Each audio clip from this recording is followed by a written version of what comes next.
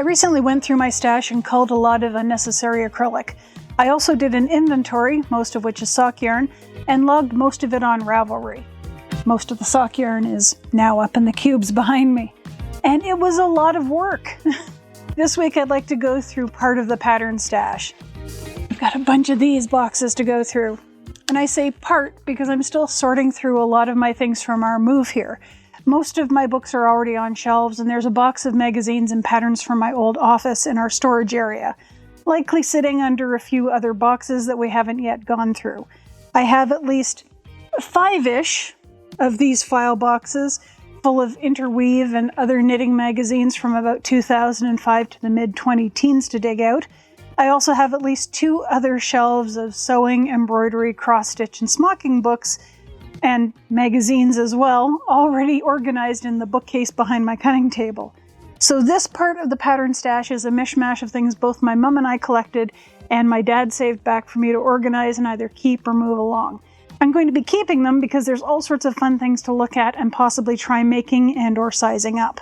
It's not all knitting though. There's some crochet, some sewing, there might even be some macrame for all I know. I've done a quick pass through the collection to tidy and get an idea of what's here, and now I'd like to get into organizing it a little bit better.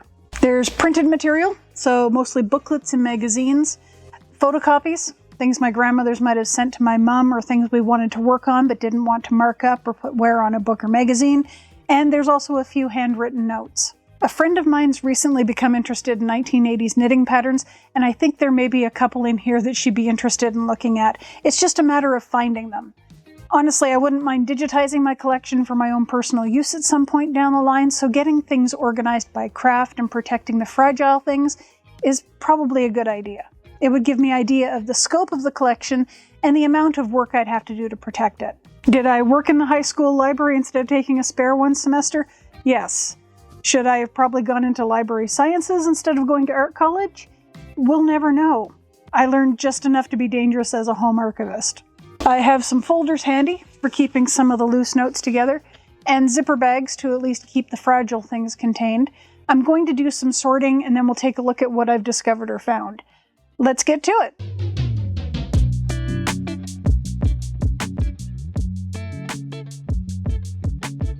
As I'm going through the pattern stash, feel free to comment if you see anything you think is cool or that you think I should maybe look into trying for myself.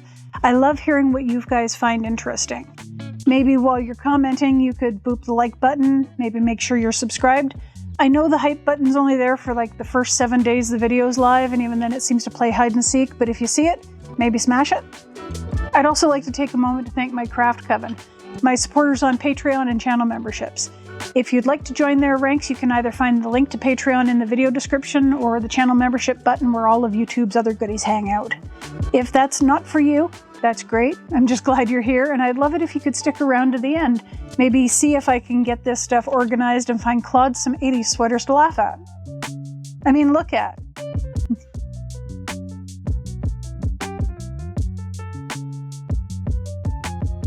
The first group I tackled is commercial magazines. A couple of disintegrating Better Homes and Gardens and Women's Day magazines, but also 4 or 5 McCall's Needlework and Crafts magazines spanning 1978-79 through 1986.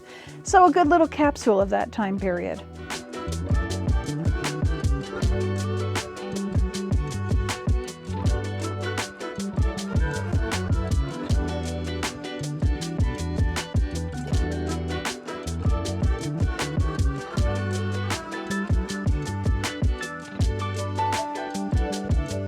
I'm surprised how many sweaters could be made today and with different styling be just as fresh. Of course, some things, like stranded pullovers and cardigans or cable knits, never really go out of style, do they?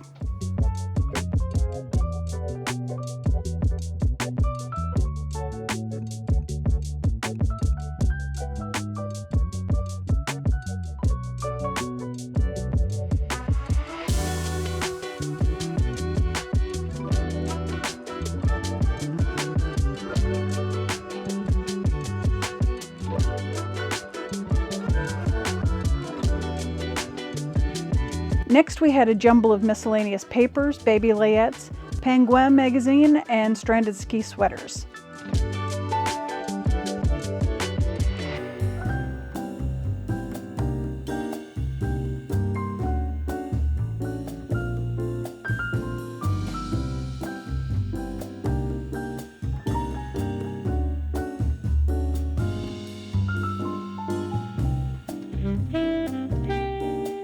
This is where sorting needed to start happening because I was finding a little bit of everything everywhere all at once. Mostly organized, but not very well.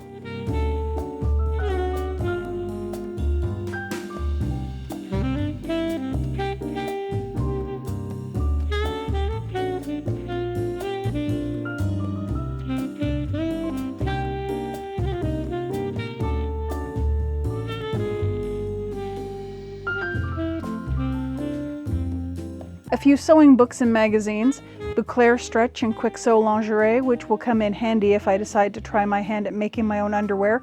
Pretty sure Mum made me a swimsuit from the Bouclair book.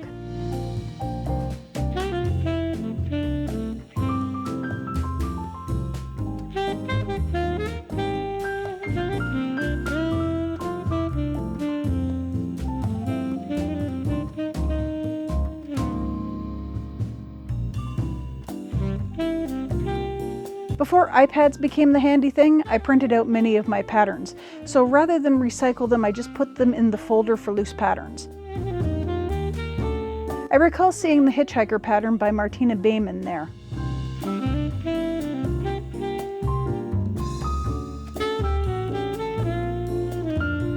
At one point, I think I even gathered up all the patterns booklets by number, at least until I realized there were more booklets in a larger size. Times like this when I value consistency.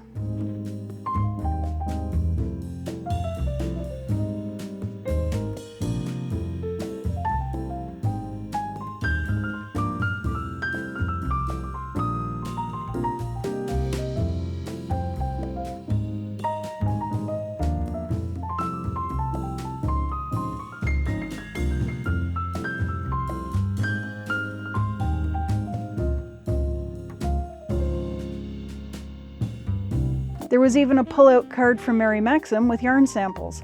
That's a fun bit of history.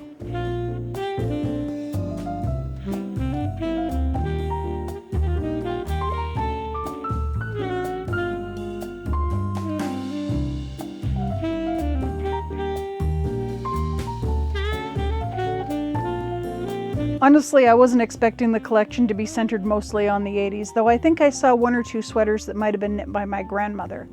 It's possible some of these patterns, booklets, and books were shared between the generations, which is really great because I've had times when I'd wished that I'd known which resources my granny was getting her patterns from. Well, aside from Mary Maxim. There was a time when Mary Maxim was the go-to for a lot of knitters.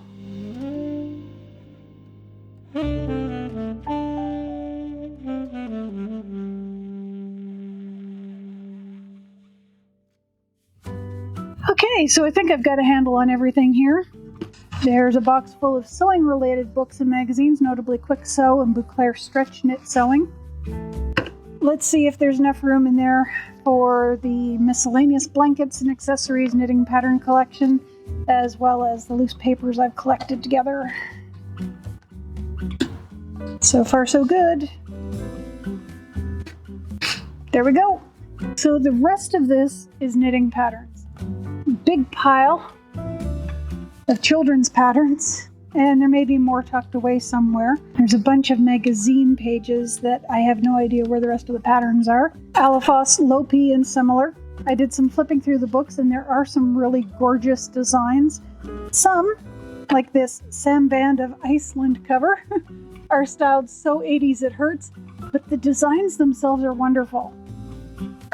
We've got a nice little stack here of small Beehive and Peyton's booklets, very 80s to 90s. Also a stack of larger sized booklets and books, single patterns, etc. Little small collections like Lynette by Bernat, some Sirdar, some Argyles. Last but not least, small group of vintage booklets. I have more in storage that these will join eventually.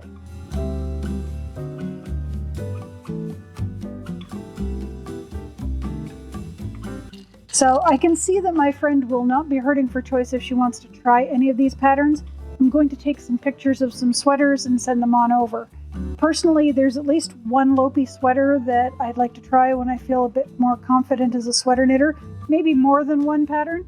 Also, possibly a crocheted lace vest. There really are some fantastic knits in this collection that I would love to explore.